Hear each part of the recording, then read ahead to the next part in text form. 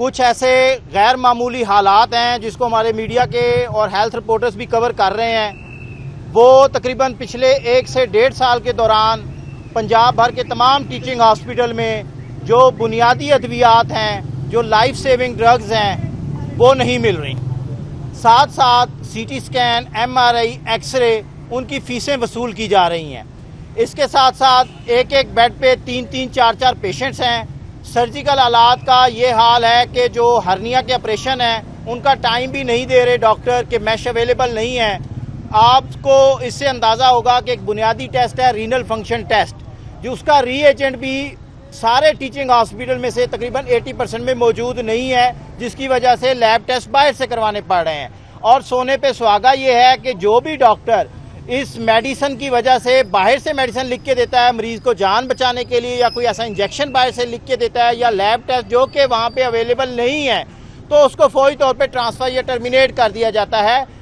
اور ساتھ ساتھ بیڈ کی یہ حالت ہے کہ آئے روز ہاسپٹل کے اندر لڑائی جھگڑے معمول بن چکے ہیں. تمام جو لواحقین ہیں ان کا پہلا جو ٹاکرا ہوتا ہے وہ ینگ ڈاکٹر سے ہوتا ہے، جو کہ وہ یہاں پہ ڈیوٹی پہ موجود ہوتا ہے، جس کی وجہ سے انہیں ہمیشہ یہی کہا جاتا ہے کہ یہاں پہ میڈیسن نہیں ہے، لائنوں میں لگ کے آنا پڑتا ہے. صبح 8 بجے آپ میو، گنگارام، جناح، جنرل، وہاں پہ پورے لاہور اور پنجاب کے ڈسٹرکٹ سے جو لوگ آتے ہیں صبح 8 بجے آتے ہیں، پرچی کی لائنوں سے کھڑے ہو کے جب وہ ڈاکٹر کے پاس آتے ہیں تو 12-1 بج چکا ہوتا ہے. اس کے بعد جب وہ اپنی میڈیسن لینے کے لیے جاتے ہیں تو وہاں پہ میڈیسن ندارت ہے. آپ سسٹم پہ اس طریقے سے پرچیاں نہیں بن پاتی، سسٹم جو ہے اس کا لنک ہو جاتا ہے، ادویات نہیں ملتی.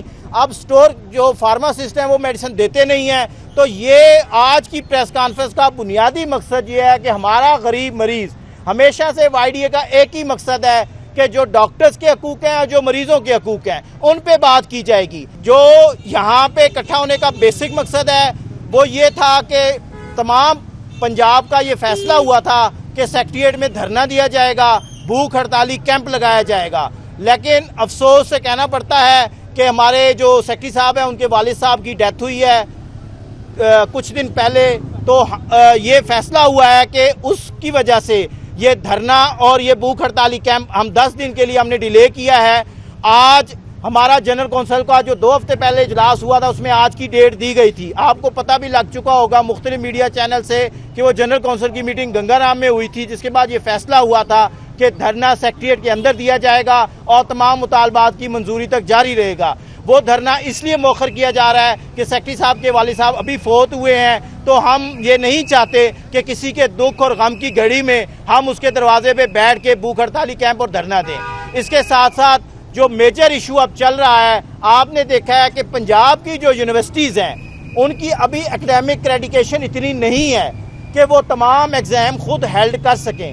ایک ادارے جو گورنمنٹ کے ہی بنے ہوئے ادارے ہیں، اگر ان کا نام پاکستان میں بھی ہے، پوری دنیا میں ہے، تو ان کا امیج اس سیکریٹریٹ سے خراب ہو رہا ہے. آپ ہمارے ڈاکٹرز جو ہیں وہ 5 سال کی مشکل جو ان کا ایگزامز ہوتے ہیں اس کے بعد 1 سال ہاؤس جاب کرتے ہیں. اس کے بعد F C P S part 1 ہوتا ہے، ایم ڈی کا ایک پارٹ 1 ہوتا ہے، ایم ایس کا پارٹ 1 ہوتا ہے. ان میں سے جو کلیئر کرتا ہے وہ اپنی متعین سمت میں چلا جاتا ہے. لیکن اب یہ ہو گیا حالات کہ ایک اور ٹیسٹ رکھ لیا گیا ہے جس کو پوسٹ انڈکشن ٹیسٹ کہا گیا ہے. آپ کا سی پی ایس پی پہ اعتبار نہیں ہے، آپ کا کنگ ایڈورڈ، فاطمہ جناح، فیصل آباد، پنڈی یونیورسٹی پہ کوئی اعتبار نہیں ہے. جو اب آپ یو ایچ ایس کو سامنے لا کے ایک اور ٹیسٹ لینا چاہ رہے ہیں، اور اس سے بھی مبینہ طور پر یہ بات سامنے آئی ہے کہ جو ڈاکٹروں کا پیسہ ہے وہ کسی طریقے سے نکالنے کے لیے 25,000 روپے اس ٹیسٹ کی فیس لگائی جا رہی ہے، اور وہ ٹیسٹ ایک اضافی ٹیسٹ ہے. تو ہم پنجاب بھر کے ڈاکٹرز کا مینڈیٹ رکھتے ہوئے اس ٹیسٹ کو ریجیکٹ کرتے ہیں. اور یہ یو ایچ ایس کا یہ جو ٹیسٹ ہے پوسٹ انڈکشن ٹیسٹ، اگر آپ نے لینا ہے تو پھر یہ ایک ہی ٹیسٹ لیں، پھر F C P S part 1 بھی ختم کریں، ایم ڈی ایم ایس کا پارٹ 1 ختم کریں. آپ کوئی سسٹم تو لائیں. یہاں پہ جو بھی آتا ہے اتنی پالیسیاں چینج ہوتی ہیں. ایک سیکٹری ہیلتھ علی جان صاحب تھے، ان کی اپنی پالیسیاں تھیں، نئے سیکٹری آئے ان کی اپنی پالیسیاں ہیں. جو آپ نے ایک نیشنل ایگزام سسٹم بنایا ہوا ہے، اب پنجاب میں کیا سسٹم اور چلے گا، سندھ میں اور چلے گا، کے پی کے بلوچستان میں اور چلے گا، کشمیر میں اور چلے گا. یہ کہاں کا انصاف ہے؟ میں پوچھتا ہوں کہ آپ کی پالیسیاں اتنی جلدی چینج ہو رہی ہیں، سی آئی پی کی پالیسیاں اتنی جلدی آپ چینج کر رہے ہیں جتنی جلدی پنجاب کے عوام اپنی دھوتی چینج نہیں کرتے. شیم شیم شیم شیم آپ کو سسٹم کو سمجھنا پڑے گا. آپ کے پاس وائس چانسلر موجود ہیں, پرنسپل موجود ہیں, ایک پورا ڈھانچہ موجود ہے. آپ ڈاکٹروں پہ وہ سسٹم لاگو نہ کریں جس سے وہ متنفر ہو. اوپر سے آپ نے ایک سسٹم نیا شروع کر دیا ہے کہ آپ باہر سے ڈاکٹر ایک ہفتے کے لیے منگائیں گے. تو یہاں کے 1400 ڈاکٹر وہ امریکہ کا ایگزام کلیئر کر کے چلے گئے ہیں, آپ نے اس پہ بھی فخر کا اظہار کر دیا. اب جو آ رہے ہیں وہ آپ باہر سے منگوا رہے ہیں. میں سمجھتا ہوں کہ جو پاکستان کے ڈاکٹرز ہیں دنیا بھر میں نمبر 1 ہے. کوئی ڈاکٹر چاہے وہ امریکہ انگلینڈ میں پریکٹس کر رہا ہے وہ ان کی ٹیکنیکل اور ان کے اکیڈیمک کے برابر میں سمجھتا ہوں 10% بھی نہیں ہے. جتنا پنجاب اور پاکستان میں ایکسپوجر ہے کسی ڈاکٹر کا نہیں ہے. تو آپ یہ جو باہر سے لا رہے ہیں. پھر تیسرا سسٹم آپ نے لوکم کا سسٹم کر دیا ہے. آپ ایڈ ہاک ختم کری جا رہے ہیں. پرائمری سیکنڈری کے ایڈ ہاک ختم ہوئے, اب یہاں اسپیشلائز میں بھی ایڈ ہاک پہ تقریباً 1.5 سال سے بین لگا ہوا ہے. تو سیکرٹری صاحب سے اپیل ہے کہ آپ کم از کم جو ایڈ ہاک ہے اس کا تو آغاز کریں.